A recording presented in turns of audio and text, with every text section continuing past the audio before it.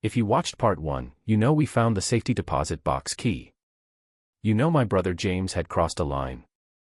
You know my family was falling apart. But that key, that was nothing. That was literally the beginning. Because what was actually in that box, and everything else we discovered after, absolutely obliterated what was left of us. I'm not going to apologize for how angry I sound right now. Because I've had 6 months to process this, and I'm still not over it. My mom hired a lawyer specifically to protect Richard's estate. A different lawyer. Not the estate lawyer. A litigation lawyer. And he got a court order to open the safety deposit box in front of witnesses. My parents, the estate lawyer, and 2 bank officials. No family members present. No one who could be accused of taking anything. What they found changed everything. There were documents in that box. Dozens of them. And they weren't just Richard's personal papers. They were evidence. There was a handwritten draft of a will. Dated only 3 months before Richard died. It was different from the final will. In this version, James had gotten less. Significantly less. He was down to $500,000. And there was a note attached to it, in Richard's handwriting. I'm considering removing him entirely. But I don't have the strength to do this while he's still asking me for things. I'm also not certain this is fair. He's in genuine trouble. I'm just tired. I'll make the final decision when I have more clarity. That final will. The one we'd seen. The one that was fair to everyone. It wasn't a compromise. It was mercy. Richard had decided to forgive James for trying to manipulate him. He'd decided to give him what he'd originally promised. Even while James was screaming at him that he was selfish. But there was more in that box. A lot more. There were letters. Addressed to my mom. Multiple letters. Dates across several years. My mom doesn't like talking about what was in them. But she told me enough. Richard had been worried about my dad's gambling. Not casual gambling. Not Vegas trips. He was talking about real addiction. Hundreds of thousands of dollars lost over 2 decades. Money Richard had quietly been replacing so my mom wouldn't find out. He'd been lending my dad money for years. My dad didn't even fully know how much he owed. He just knew that whenever he got in deep, somehow it got resolved. But Richard was keeping records. And in his letters, he was writing about how he couldn't keep doing it. How it was enabling my dad's problem. How he felt like he was being manipulated, even though he knew my dad didn't mean to manipulate him, that my dad was just sick. My mom found out about all of this when she read those letters. She didn't know her husband was addicted to gambling. Not really. Not like that. And Richard had been the one secretly helping him. Richard had been the one protecting her from the truth. Pause. That's a lot to process. But we weren't done. There was another set of letters. These were different. These made my mom cry so hard she couldn't leave the lawyer's office for an hour. They were between Richard and someone named Michael. My mom had to ask the lawyer about it directly. And the lawyer, very uncomfortable, explained that Richard had apparently had a long-term relationship with a man named Michael that was romantic in nature. They'd been together, in different phases of commitment, for about 15 years. Michael was mentioned in Richard's personal journals as his partner and the love of my life. And my mom had no idea.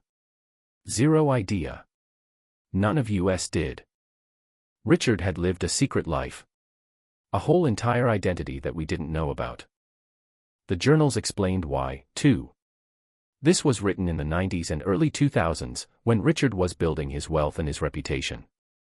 And he was terrified. Terrified of losing everything. Terrified of being exposed. Terrified that if people knew, they'd treat him differently. So he kept it hidden. Even from the family that loved him. And when he got sick, when he knew he was dying, he wrote about Michael in these journals. About how they'd broken up years ago because Richard couldn't fully commit. Because he was still scared. Because he couldn't come out, even at the end. And Michael was apparently out of his life. Had been for a decade. But Richard wrote about him like it was the greatest regret of his existence. My mom brought the journals home and showed my dad. She didn't tell me right away. She told him first. They needed to sit with it together. When she finally told me, I felt a lot of things. Sad for Richard. Angry that he'd hidden himself for so long. Guilty that maybe if he'd been more open, we could have helped him. We could have loved all of him. But mostly, I felt confused. Because this was a version of Richard we'd never met. My dad had what I can only describe as a breakdown. Not because Richard was gay. My dad's not homophobic. But because my dad realized that Richard had been silently covering up his gambling addiction for decades. That Richard had been keeping secrets to protect my dad from himself. And now Richard was dead, and my dad would never get to thank him. Never get to apologize. Never get to have the conversation he needed to have. My mom found him in his office at work, just sitting in the dark. Not crying. Just empty. He was my best friend, my dad said. And he knew me. Really knew me. The parts one was ashamed of. And he just helped me without ever making me feel bad about it. That's when my mom told him about going to Gamblers Anonymous. That's when my dad actually admitted he might need help. It took Richard dying and all these secrets coming out for my dad to finally seek treatment. My parents invited James and Patricia over. They told them everything. Not to hurt them. Not to make them feel bad. But because James was literally trying to break into Richard's private documents, and they needed him to understand what he was doing. They needed him to understand that Uncle Richie wasn't some cold old man who didn't care. He was complicated. He was afraid. He was human. And he had still chosen to forgive James. James's reaction was not what my parents expected. He listened to everything, the drafts, the notes, the letters about my dad's addiction, and when it was over, he said, so Richard was manipulating all of us. He was playing hero, helping Dad secretly, all while judging me for asking for honest help. That's not noble. That's just control. That's not what my mom started.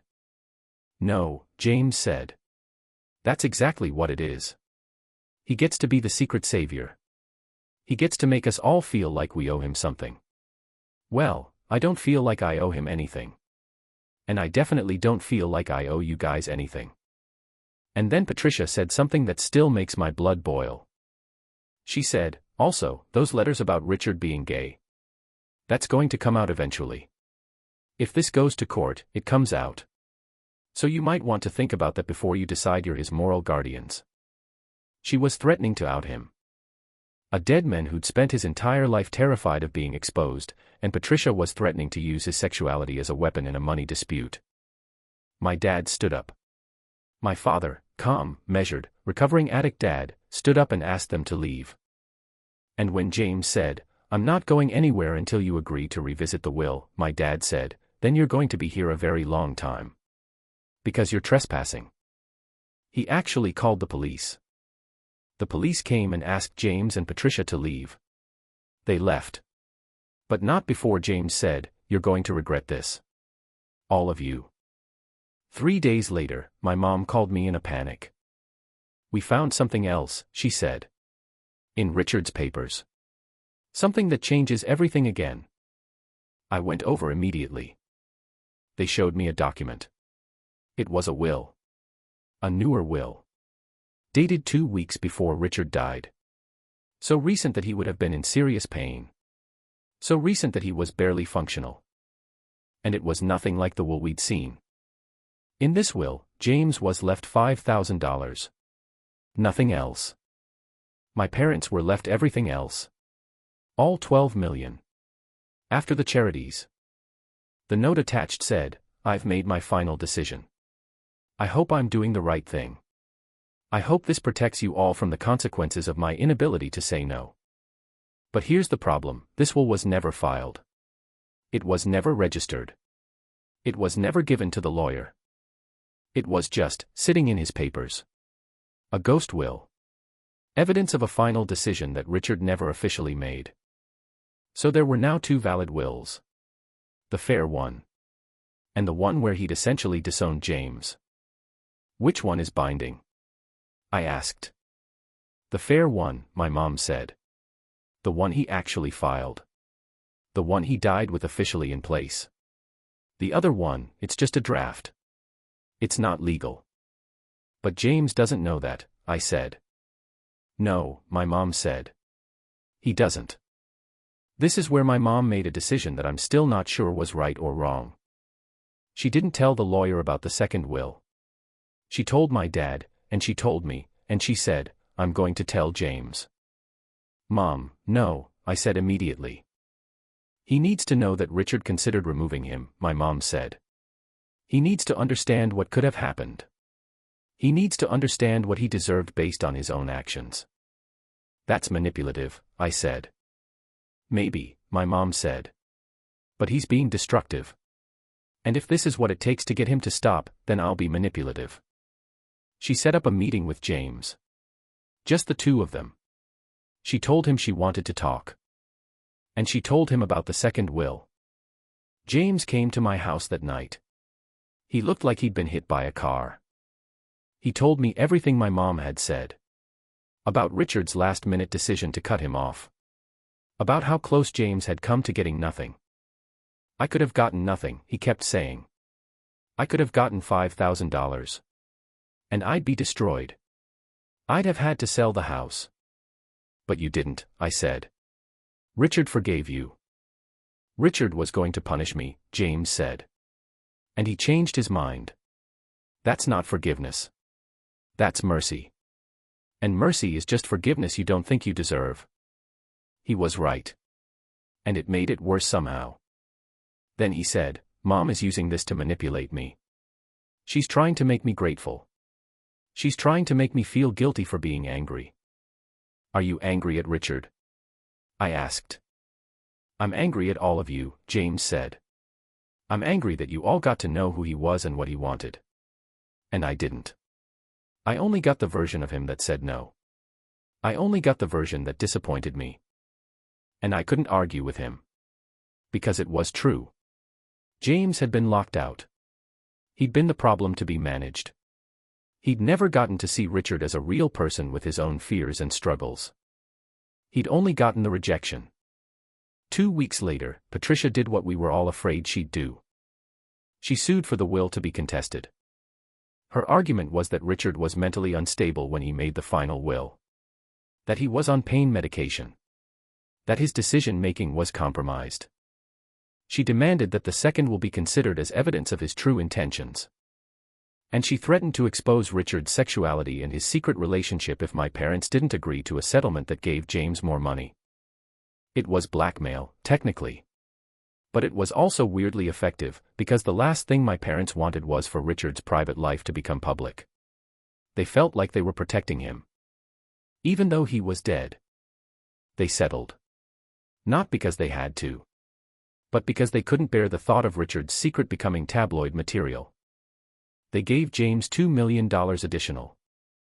On top of the $1.5 million he'd already gotten, that meant he was getting $3.5 million total. More than 2/3 of what Richard had left to family. And my parents ended up with less than what they'd started with, because they'd spent hundreds of thousands on legal fees fighting James's lawsuit. When my mom told me, she was crying so hard she could barely speak. I sold Richard out, she said. I sold his secret. I sold his privacy. And for what? So my son could have enough money to keep the house that he's destroying our family over. But here's where it gets truly dark. Because James still wasn't satisfied. A month after the settlement, he showed up at my parents' house and told them he wanted them to pay his legal fees too. The money he'd spent on his lawyers to fight them. You started this, he said. You questioned my integrity. You made me defend myself in court. I'm not paying out of pocket because you decided to play judge and jury. My mom said no. Absolutely not. And James said, then I'm going public. He contacted a journalist. He gave her Richard's journals. He gave her the letters about Richard's secret relationship. He gave her everything in Richard's private papers. And it came out. It came out in this huge article about the hidden life of Richard Hartley, and how he'd hidden his sexuality and his relationships because of shame. The article was sympathetic to Richard. It was kind. But it exposed him anyway. It took the thing he'd been most afraid of and made it public property. And my parents realized that James had kept copies of everything. That he'd taken documents from Richard's house or gotten them from my mom or the lawyers. That he'd been planning this from the beginning. He'd used his own uncle's secrets to extort his parents. My dad had a heart attack 2 weeks after the article came out. It wasn't a big one. It was caught early. But the doctor told him it was stress-related. The doctor said, "You need to reduce your stress immediately or the next one will kill you." My mom called me and told me that my dad was sitting in the hospital bed, and he'd said, "I wish Richard had lived to see this. I wish he could know that the thing he was most afraid of didn't destroy him. We destroyed him for him." And that's when my mom made a final decision. She stopped trying to protect James. She stopped making excuses for him. She stopped believing that if she just handled things the right way, he'd come around. She called him and she told him, "I'm no longer your mother. Not in any way that matters. You've made your choice. Now live with it." She's not joking. She took his name out of her will. She took him out of the family. She told my dad to consider him gone. And my dad, lying in a hospital bed recovering from a stress-induced heart attack because of his own hidden addiction and his best friend's hidden secrets, just nodded. It's been 6 months now. My parents don't speak to James. They don't speak to Patricia. They don't see their grandchildren. My parents got maybe $2 million total from Richard's estate after everything. My brother got $3.5 million. The charities got $1.5 million. The lawyers got hundreds of thousands. And the family got nothing. We got destroyed. My dad's in therapy. He's been sober from gambling for 6 months. His first relapse almost killed him, and he's fighting every single day to stay clean. My mom's in therapy too. She's working through the guilt of selling Richard out. The guilt of not being able to save her son. The guilt of loving someone who hurt her so badly. And me. I'm in therapy too. I'm processing the fact that my entire family was a lie. That people I loved had been living secret lives. That greed and shame and fear can destroy everything. Here's what nobody told me about money. Money doesn't just represent money. Money represents love. Money represents security. Money represents whose suffering matters and whose doesn't. When Richard was helping my dad, that wasn't just financial support. That was Richard saying, "Your pain is worth more to me than my peace of mind." When Richard said no to James, he wasn't being cruel. He was being honest. He was saying, "I love you, but I won't sacrifice myself for you." And James heard it as, "You're not worth helping." When my parents settled with James, they weren't just paying money. They were saying, "We choose our living son over our dead best friend." And sometimes I think they made the right choice. And sometimes I think they made the worst choice. But either way, there was no choice that didn't destroy something. Richard's house is on the market. My parents couldn't bear to go there anymore. Every time they did, they felt his absence.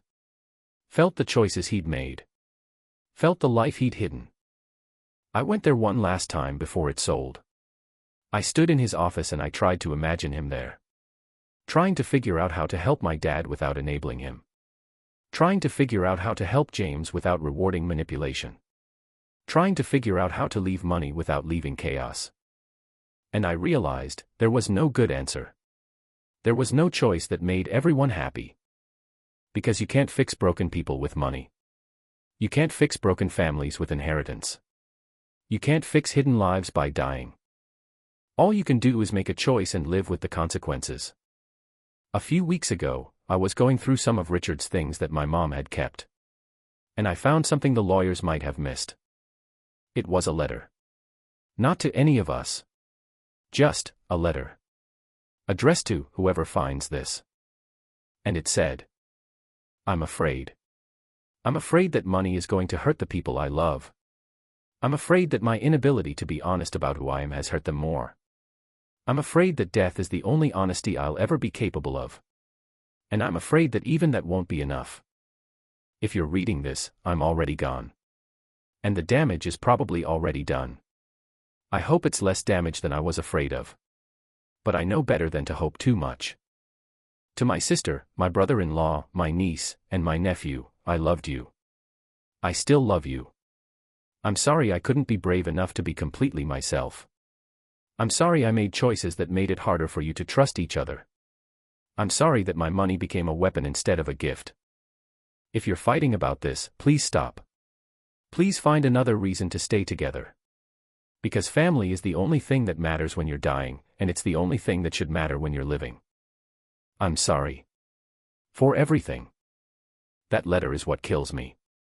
Because Richard had all the insight. He knew what was going to happen.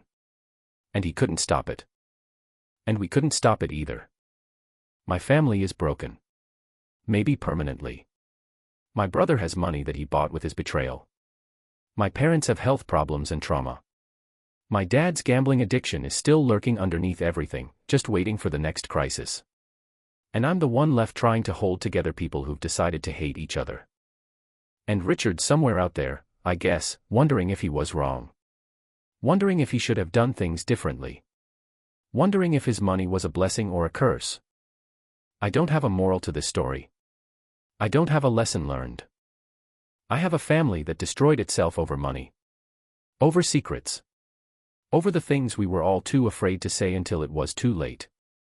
James is living in his house that he fought so hard to keep. But his wife won't speak to him anymore either, they're getting a divorce and fighting over custody. He burned that bridge too while he was burning all the others. My parents are alive, but sometimes when I see my mom, she looks at me like she's mourning. Like she's lost her son and her best friend and her sense of what family even means. And I'm the one left standing in the middle, realizing that money doesn't matter. Inheritance doesn't matter. The things we fight about matter so much less than the things we should be grateful for. But by the time you realize that, it's too late. If you have family. If you have money. If you have secrets. Tell them. Tell them the truth. Tell them that you're afraid. Tell them that you're struggling. Tell them while they can still hear you. Don't be like my family. Don't be like my Uncle Richard, hiding who he really was until death forced the revelation. Don't be like my brother James, so angry and afraid that you destroy everything. Don't be like my parents, making impossible choices and living with the guilt forever. Be better. Because this is what inheritance really looks like. This is the legacy. Not the money. But the broken relationships and the unanswered questions and the what-ifs that are going to haunt everyone involved for the rest of their lives. That's the inheritance. That's what you actually leave behind. 2 days ago, I got a call from James. He was crying. He said, I miss them. I miss Mom and Dad. I miss when we were a family. And I wanted to tell him that you can fix this. That he could apologize and they could forgive him and it would all somehow work out. But I couldn't. Because I don't think it will. Some things break too badly to fix. And all the money in the world won't put your family back together. That's the real ending. That's the truth I came here to tell. I'm sorry. For Richard. I'm sorry.